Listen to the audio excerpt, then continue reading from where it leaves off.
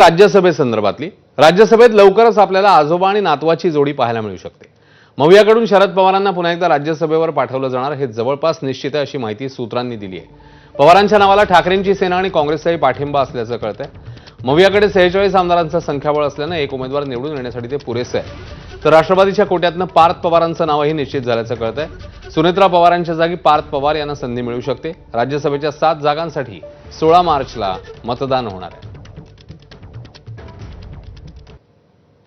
म्हणजे आता खासदारकीची टर्म संपतीये, पुन्हा एकदा पवार साहेब राज्यसभेवर जातील का? आता ते पुढच्या 8-10 दिवसात तो सगळा निर्णय अशी माहिती मिळते की पुन्हा एकदा महाविकास आघाडी म्हणूनच आम्ही सगळे एकत्र आहोत आणि त्याच्यामुळे महाविकास आघाडीमध्ये आता सगळे मिळून पुढच्या आठवड्यात 8-10 दिवसात निर्णय घेतले।